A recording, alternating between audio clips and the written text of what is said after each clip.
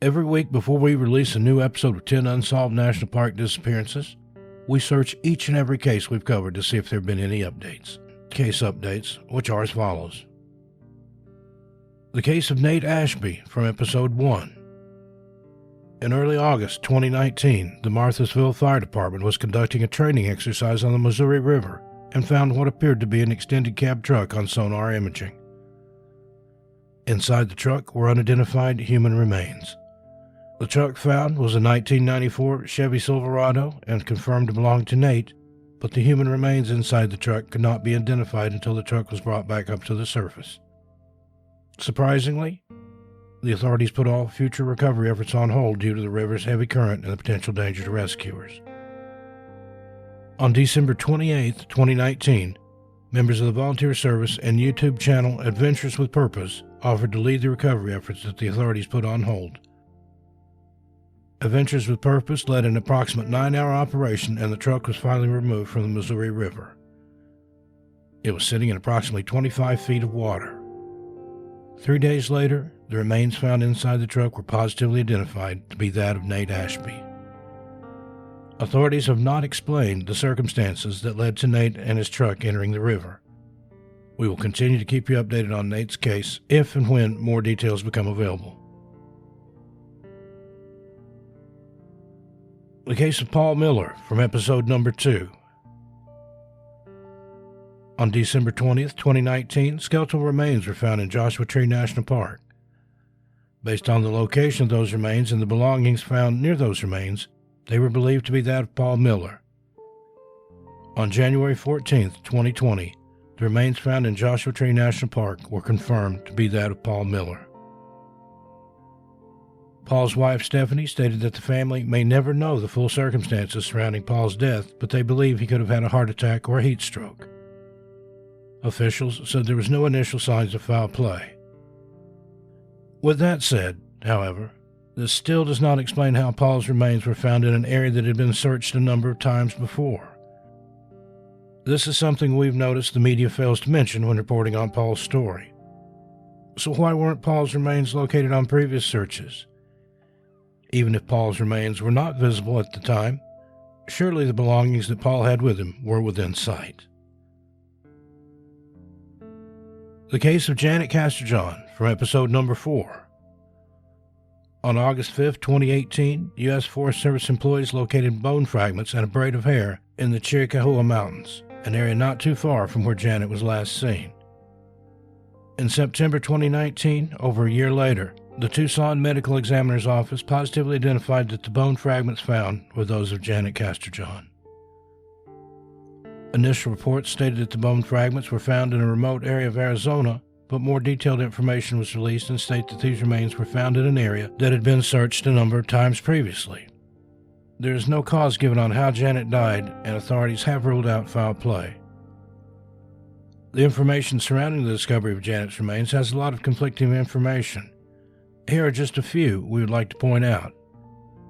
Number 1, it's stated in one news article that Janet's case was halted until 2018 when the sheriff's office was given an anonymous tip about bone fragments being found in the general area where she was last seen. Usually tips are only made when someone excludes themselves from an investigation and wants to remain anonymous.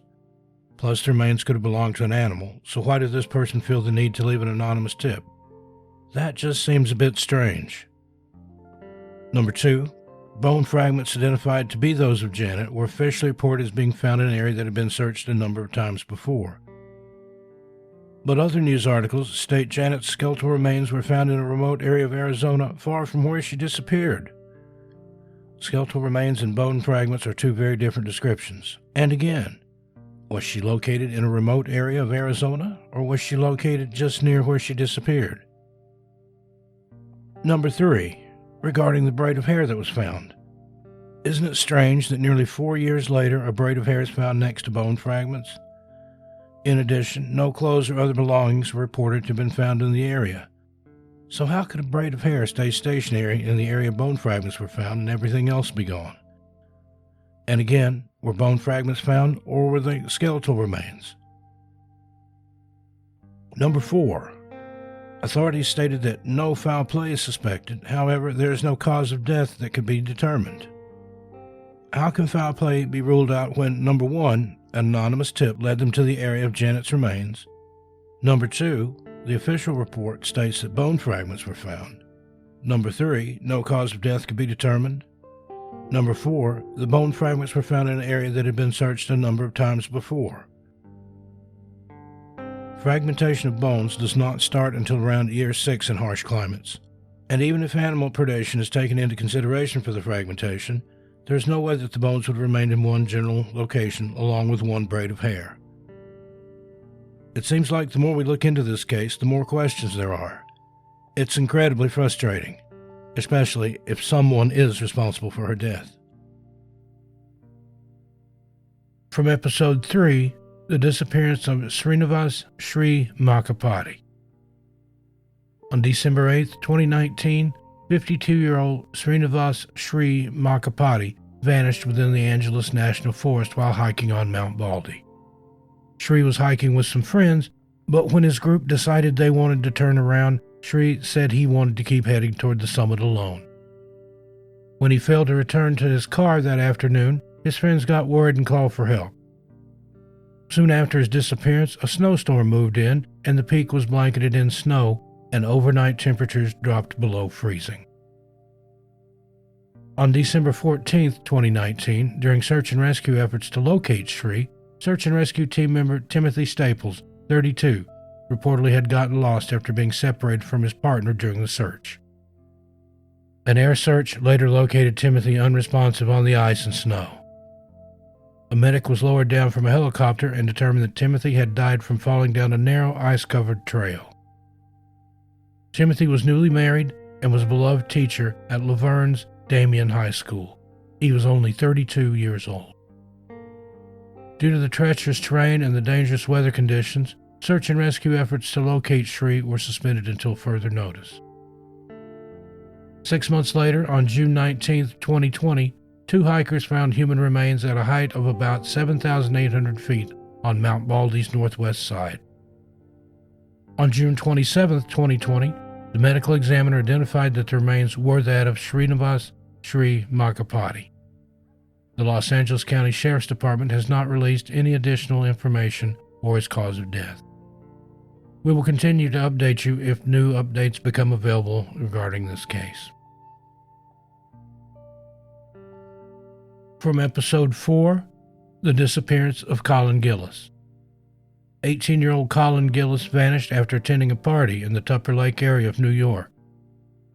Colin was last seen on March 11, 2012, while walking on State Route 3 between Tupper Lake and Piercefield. Searches for Colin were launched by park rangers and the state police. Military helicopters were dispatched from nearby Fort Drum, and search efforts included more than 1,000 volunteers. During these intensive searches, his driver's license and tobacco pipe were eventually located, but no trace of him was ever found. Over 8 years later, on December 10, 2020, a new development in an old lead in the 2012 disappearance led New York State Police to a property in the town of Edwards. The property, known to locals there as the Old Noble Farm, is 50 miles away from where Colin was last seen. New York State Police were using a backhoe for digging and had previously excavated a 20 to 30-foot circle in the same location. Information regarding the investigation is minimal, but what is known is that the police were following up on an older lead. The digging in Edwards is among the most public development on the case in years. Colin was a freshman at SUNY Brockport when he returned home for spring break in March 2012.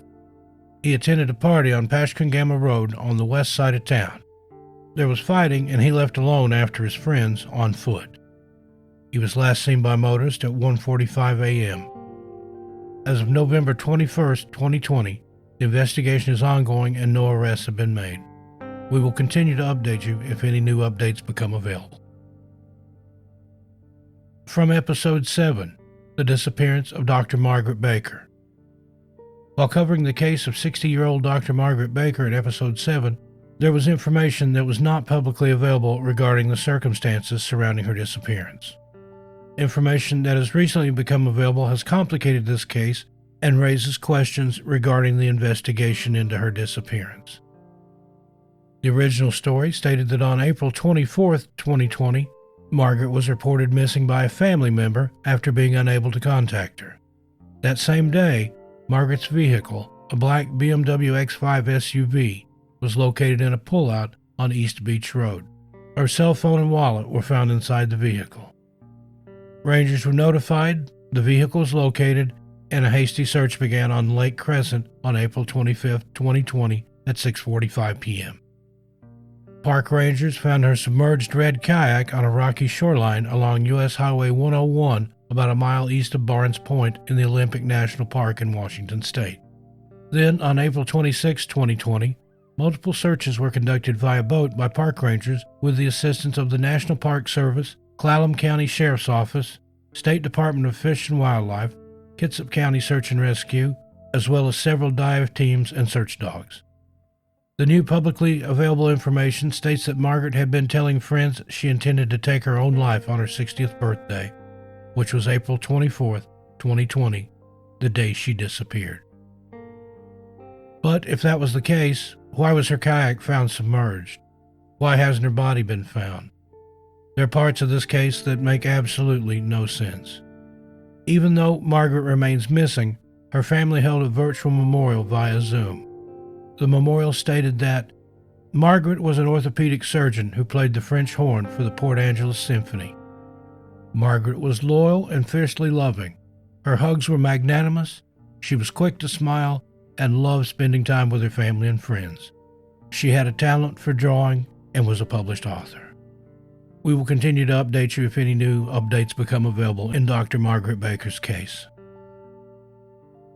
In addition, our thoughts and prayers go out to any of the families who have had to live through these unspeakable tragedies. Finally, I would like to remind everyone to please be respectful when leaving comments below. There are still family members out there searching for answers that have come across our videos, so please treat these cases and your responses as if you were discussing someone who is close to you. Until next time, please take care of yourselves and each other. If you're in emotional distress, feel overwhelmed, or need immediate help, please call 1-800-273-8255. There are people willing to listen and programs there to assist you. I'm Steve Stockton, and I'll talk to you next time.